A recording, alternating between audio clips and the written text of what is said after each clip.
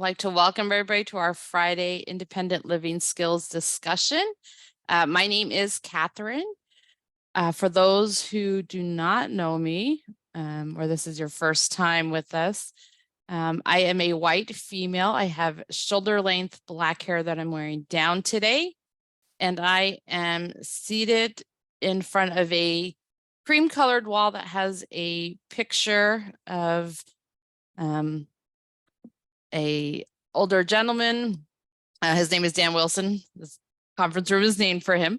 And my preferred pronouns are she, her. I would like to welcome Casey.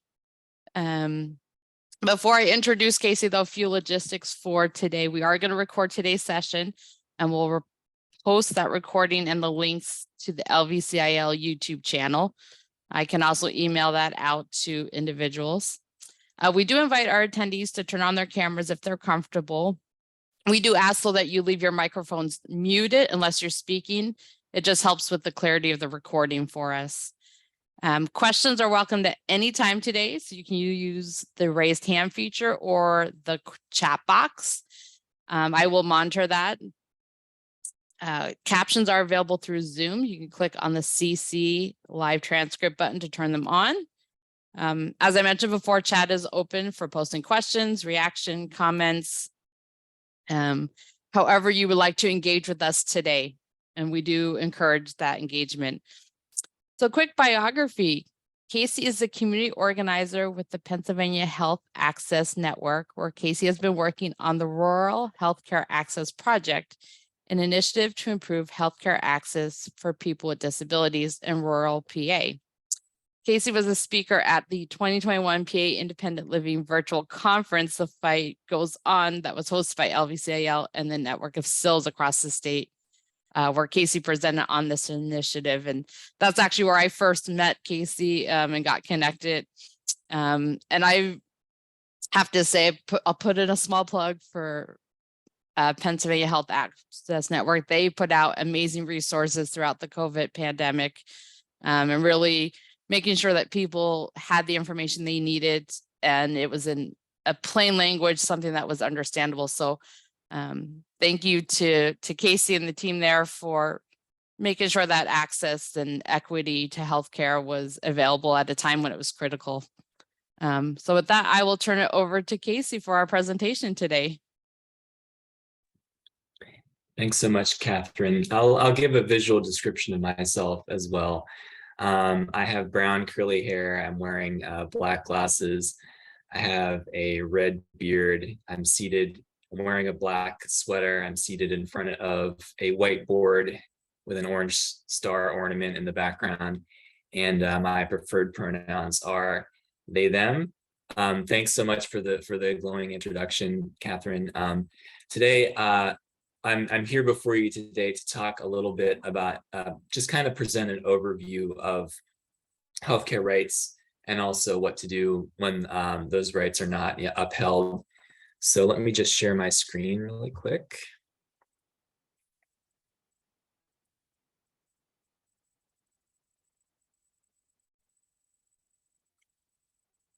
Okay.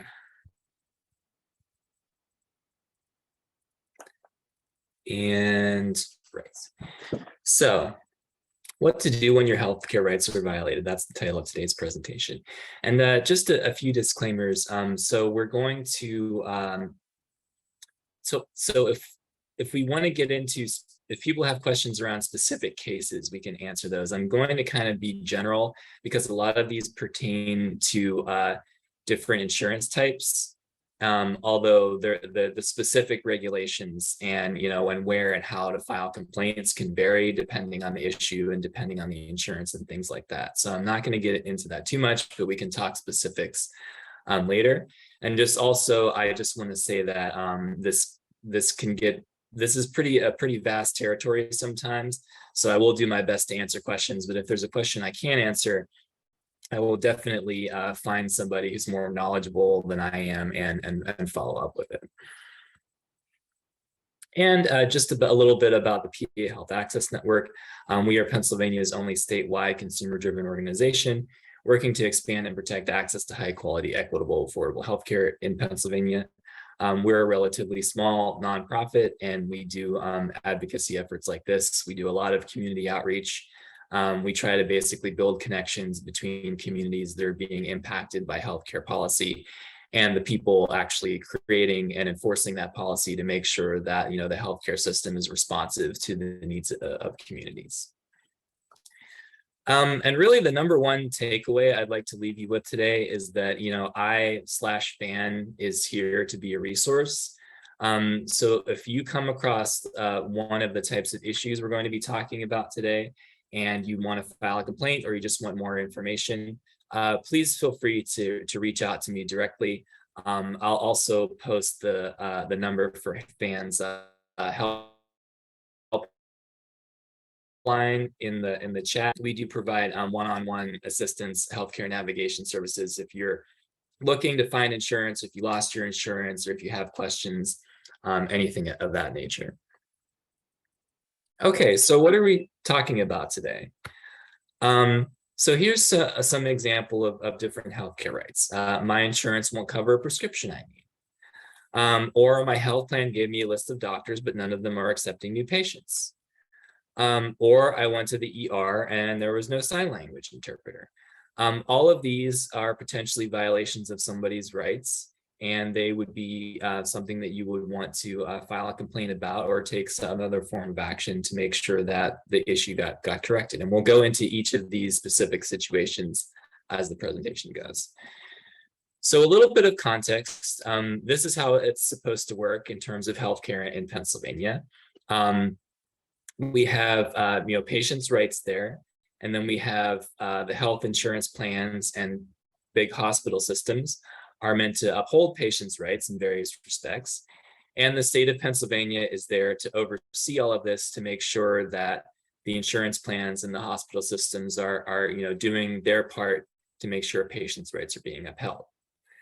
Unfortunately, what we have learned is that in a lot of cases that oversight is not really taking place. And as a result, because these companies, they are, in many cases, they're for-profit, and even the ones that are technically nonprofit sometimes operate like for-profit corporations. So they can tend to be focused in on their bottom line, and they can, kind of push patients' rights to the side. And that's where complaints come in. We have talked to numerous state departments including the Department of Human Services and the Insurance Department, and they have all told us that complaints are really the main method that they are alerted to when there's problems. So whenever there's a healthcare rights violation, it's really important that the person file a complaint so that that issue becomes documented. Otherwise, the departments that are responsible for correcting that problem may not know about it. And I'll talk more about complaints in the latter half of the presentation. And this is just kind of an overview of the topics we'll be going through today. So I'll just go through them one by one, basically. Right, so ability to enroll in a program you qualify for, services your plan agreed to provide. I'm just going to pull up my speaker notes real quick. Right, so when we're talking about Penny Medicare or Medicaid, which is the access card, these are all entitlement programs. So that means that if you meet the requirements for them, then the state has to enroll you in that program. And if we encounter situations a lot where somebody will come to us say, hey, I think I should be eligible for Medicaid, but my application was denied. So that's a situation where PHAN can step in and try to figure out what went wrong and work with the department to make sure that it gets corrected and that the person is able to enroll in the program. And also, for those who don't know what Penny is the state-based marketplace plan, basically, which means you can get affordable health care coverage through the Affordable Care Act.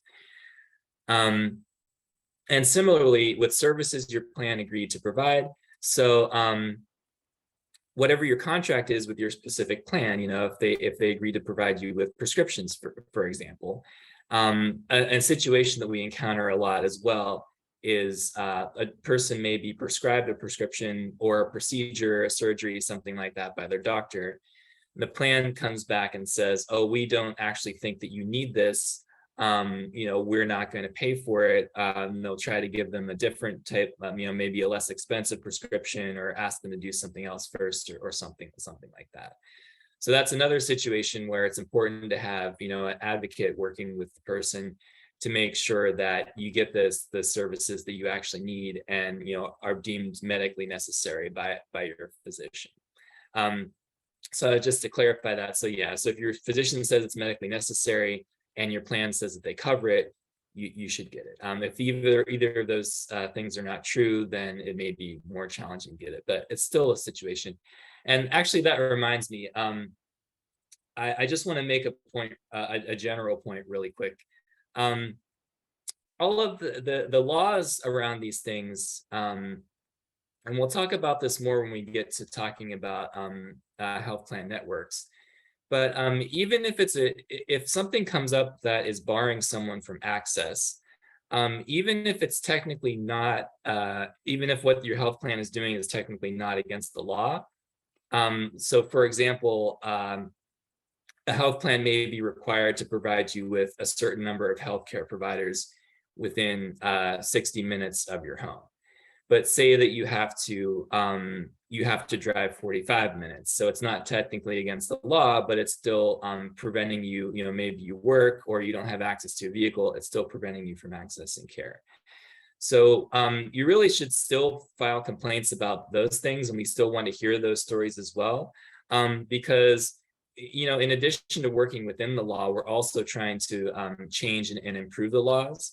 So any instance where access to care isn't happening, it's important that we hear about it and that we pass it along to the state, so that the state knows that there's a problem in that area. So I guess the bottom line is, like, don't worry about if it's what the regulations are, what the laws are. If it's an issue with access to care, we want to know about it. Okay, moving on to fast and local appointments. Right. So this is what I was just talking about, basically. So this is something that's near and dear to my heart. A lot of the work that I've been doing over the past year has been related to this. But essentially, I know that Catherine mentioned that I was working on healthcare access for people with disabilities, and I did a series of listening sessions in 2019, right before the pandemic. And something that came up frequently with that is that, hey, like these health plan networks, they just don't have enough doctors, and that can manifest in a number of different ways. So, like we said in the beginning example, you get a list from your insurance of all the available doctors. It could be, just a primary care doctor, or a specialist or something, or a psychiatrist or something like that. You call through the whole list, and none of them are accepting new patients. Maybe some of them don't get back to you. Some of them might be retired, or something like that. That could be a sign that your health plan, it doesn't have enough providers in their network, essentially. Similarly, this is related. The directory could be inaccurate. We've heard horrible things like the doctor moved to Florida 10 years ago, or something like that, and they were never updated in their directory. That thing happens all the time. Or the doctor doesn't fit your needs. So maybe you need a sign language interpreter, or you want to see a doctor of a particular gender, or you need somebody who is fluent in your language, or the doctors that are available, you don't feel that you have a good rapport with them. Again, all those things are not necessarily violations of regulations, depending on the circumstance. But if it's important enough to you that it's preventing that you're choosing not to go to that doctor, then that's affecting your access to care, and that's something that should be corrected, basically.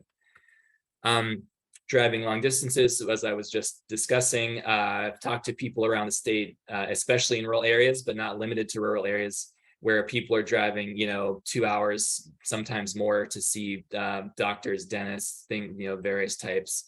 And it can get extremely burdensome, especially if you have a lot of appointments.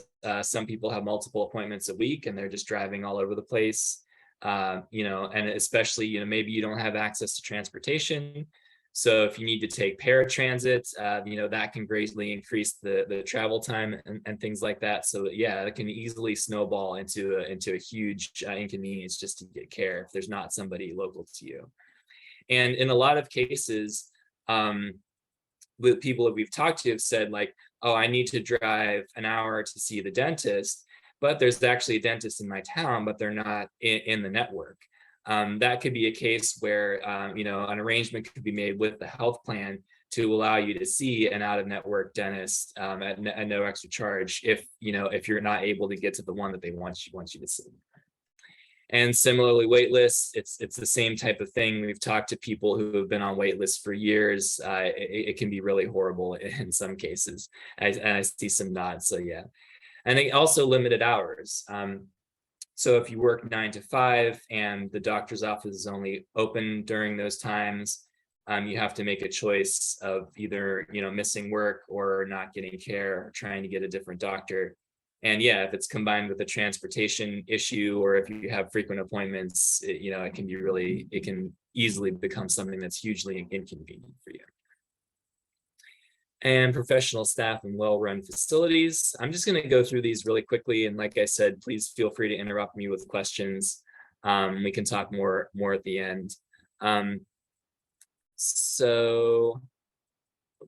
Okay. So this can cover a lot of things. So if you're dissatisfied with your treatment, you don't think that you want to see, a doctor, and maybe the doctor or the staff, you don't think that they were paying enough attention to you, or they think they misdiagnosed you, or discrimination. This one has its own category, so we'll come back to this. But if you think you were discriminated against by the doctor or nurses or other staff. Problems with facilities. This can include things like, maybe you think the facility is unhygienic, that you have problems engaging, they're not communicating well with you, you have problems talking to their billing department, they've made errors with your paperwork or something like that. Or maybe you go in for inpatient care and there's no heat in your room or something like that. Those could all be issues that you might want to report. And problems with staff. So this can include things like, let me just look at my speaker notes real quick. Right, so this can include things like malpractice. If you think that, basically if you have an issue where you think that your doctor is not doing something right or doing something in line with how they were trained to do. Let me just read this over real quick. If you think that they didn't take enough time reviewing your chart and your medical history, this could also include if you're a person with disabilities, that they didn't make reasonable accommodations for you. And we'll talk more about that. Yep, I covered that. That's the stuff with the facilities. So any of those issues could also be a potential complaint. And then lastly, we'll talk about reasonable accommodations and freedom from discrimination. So I know, being a Center for Independent Living, you are probably familiar with the Americans with Disabilities Act, I'm sure, but just basically, people have to make reasonable accommodations for people with disabilities, whatever that means in a particular context. This and that does apply to hospitals being public institutions. So if you need, so in terms of physical accessibility, sign language and interpretation, making sure that the restrooms are accessible. There's a long list that I'm sure you're familiar with, but if you think that the facility, and frankly, facilities often perform pretty poorly in that regard. We've talked to a lot of people who've brought up issues like that with us, but that's also something that, that could turn into a potential complaint. And then, right. So if we're limited for interpretation for people with limited English proficiency, it's a little bit different because I believe that they are mandated in public programs. So if you are seeing a doctor through Medicaid or Medicare, and you need an interpreter for your language, they are required to provide you with that. If you have a private health insurance, it's not clear what your rights are there. But again, like I said, if it's an access barrier, it should still be reported regardless of what the laws are necessarily. And again, freedom from discrimination. It's illegal to give individuals lower quality treatment or coverage, or deny them treatment or coverage. And the categories that are covered in Pennsylvania,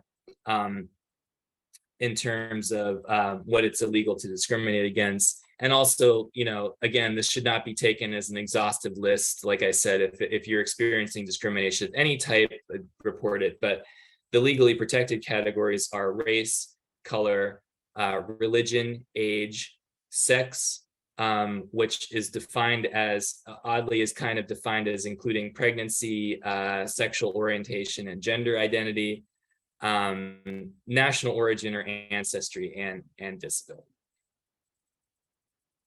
Okay, I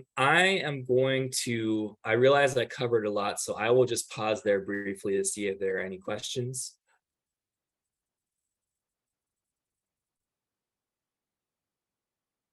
And if there are questions, you can use the chat box, or you can, at this point, you can unmute and ask your question.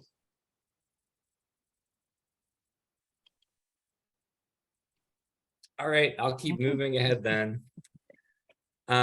So I'm just going to talk a little bit about how we work with complaints and how they help our advocacy efforts. So in addition to resolving the particular issue that's the subject of the complaint, we also use complaints to make the case to the state government that, hey, a lot of people are being affected by this issue.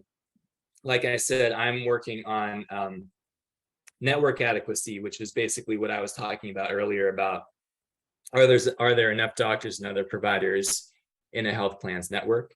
And we've been collecting complaints and stories from people all over the state who've been experiencing long wait times, long travel times, other things like that. And what we do is we are compiling all of that and presenting it to the insurance department and the Department of Human Services, and saying like, hey, these are not just one-off things, these are actually widespread issues. And we think, you need to improve the regulations and improve your oversight of the health plans to make sure that they're providing people with access to care. And to that end, we're pushing the agencies to educate people on the rights and the complaints process. Not a lot of people know that they can file complaints that we found, and they don't know how to file complaints. We want them to, as I said, take the complaints with the subject of the complaints into consideration and make improvements.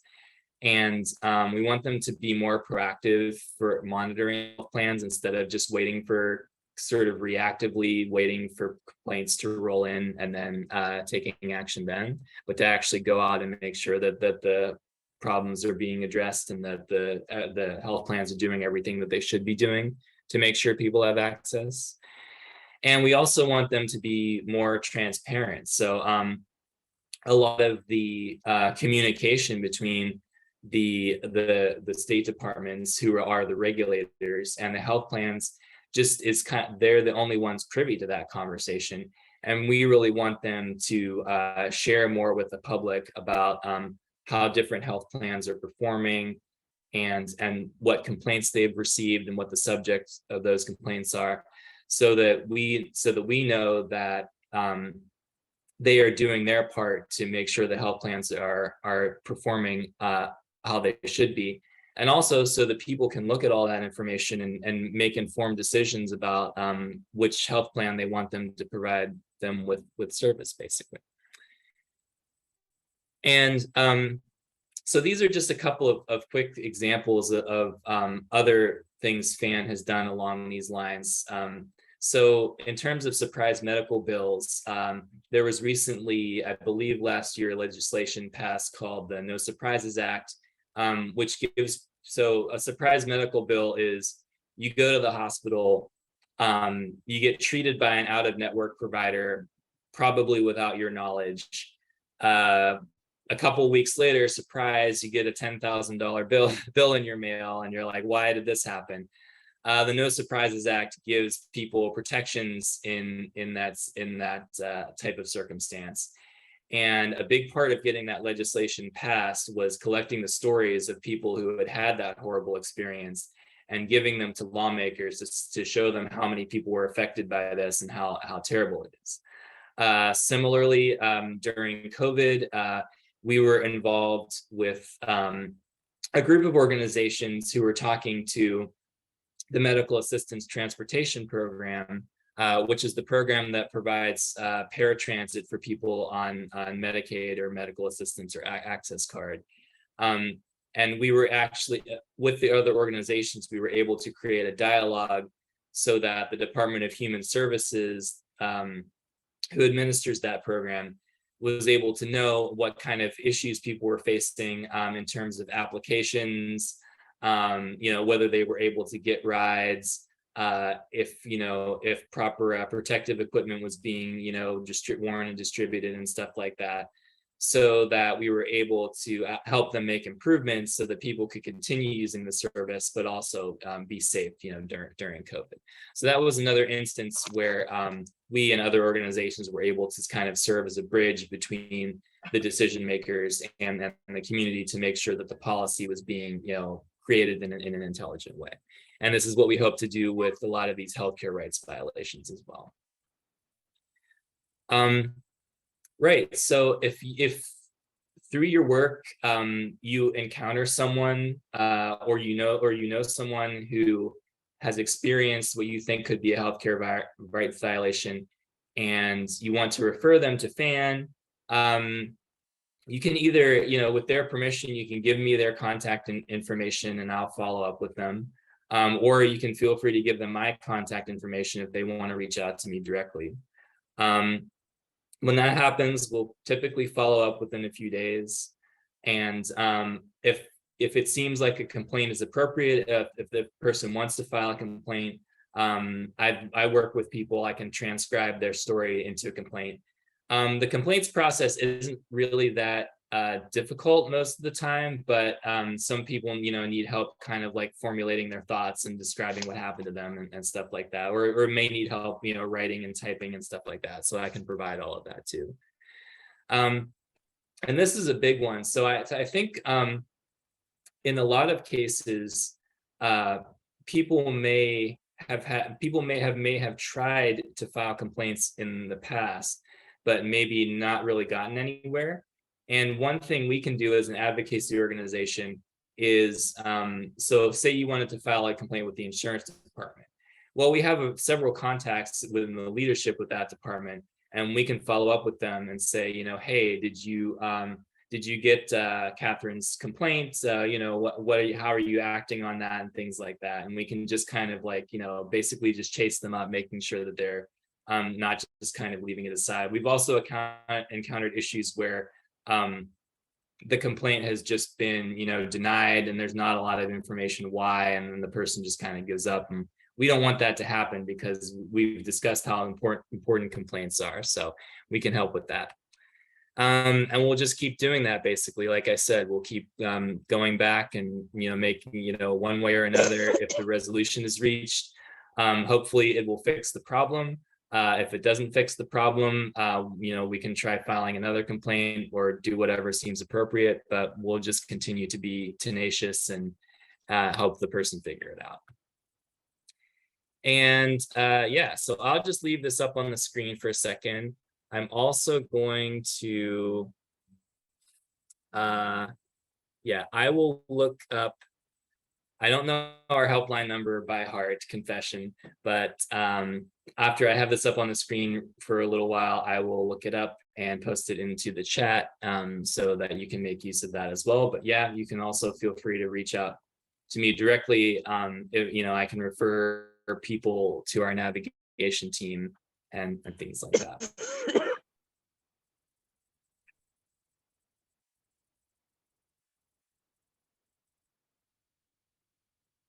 Any questions? I know I have one. I'll kind of kick it off. So you talked about referrals for the complaints. So does an individual have to go through an advocacy organization like a SIL or I don't know, like the ARC, or can they directly call PHAN? They can absolutely call us directly. I'm just posting our helpline in the chat now. Yeah, anybody is, the helpline is an 800 number. It's toll free. It's there for anybody to reach out to. Anybody can feel free to contact me directly, and we'll go from there. Okay.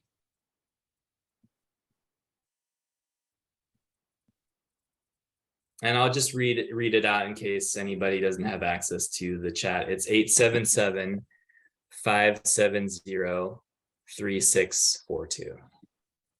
Wonderful. It's also available on our website, phahealthaccess.org. Okay. Is that also a text line? Did I see that somewhere? Yes, you can also text that as well.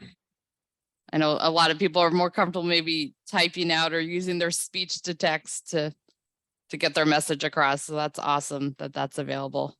Yeah. I have a question. This is Debbie. You said about transportation, like for healthcare and stuff. Mhm. What about people that take paratransit? Because it's a shared ride, you get on the bus and your appointment is at 10 o'clock in the morning and you don't get there until 11:15, and now the doctor won't see you because you missed your appointment.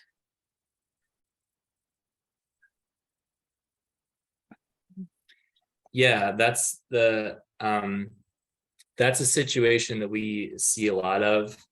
And yeah, I would say that if that's happening, definitely contact us and we'll see.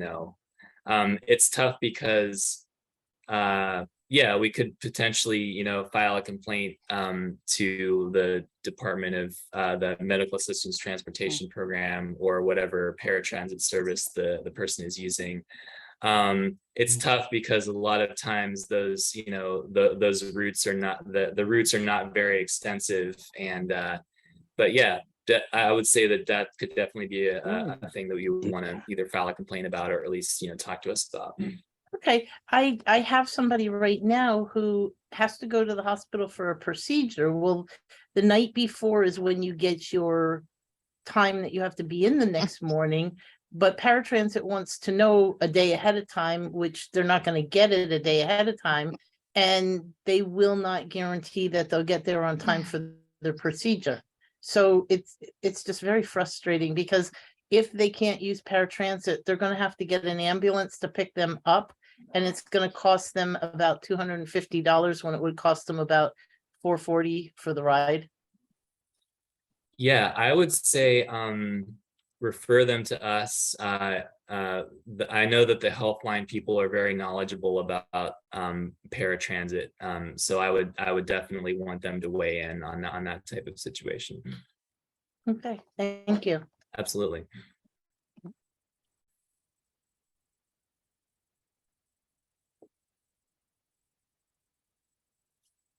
Okay, any other questions for Casey while we have undivided attention of the expert?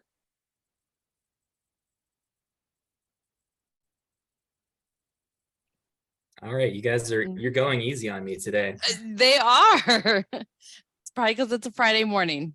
I'm sure the questions will start popping later, but like I said, I will do a follow-up email with the website, that chat line, hotline number, so you guys have that easily available if you need to call and talk to somebody either today or in the coming weeks. Yeah, and please, if you think of something later, please feel free to reach out to me. I'm always happy to answer questions. All right. Well, thank you, and well, I hope everybody enjoys their weekend. It looks like it's a gorgeous day outside, so if you can get outside, enjoy that sunshine while we get it.